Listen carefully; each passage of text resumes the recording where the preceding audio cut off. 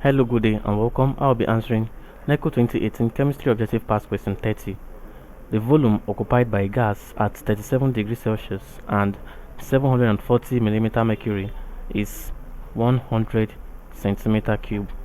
What would be the volume of the gas in centimeter cube if the pressure is increased to 2000 millimeter mercury at the same temperature?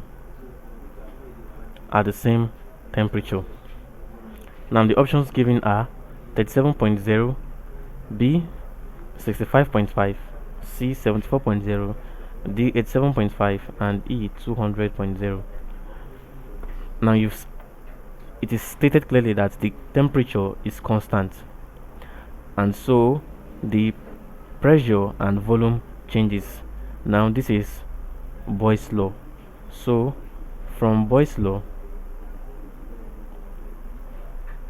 we have that V1 P1 is equals to V2 P2. Now we're giving V1 to be equal to 100 centimeter cube. V2 is what we're looking for.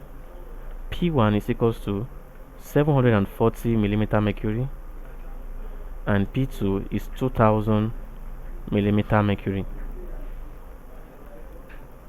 So from this formula we can say V2 is equals to V1 P1 all over P2, and V2 is equals to 100 multiplied by 740 all over 2000. Now this 0 will cancel this 0, this 0 will cancel this, and this 0 will cancel this.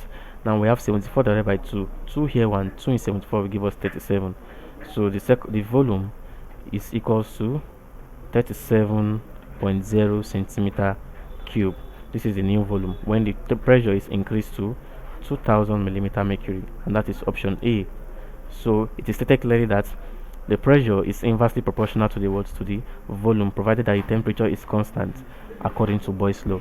So this is the answer to this question. Thank you, and ensure you subscribe to the channel for more videos on past questions.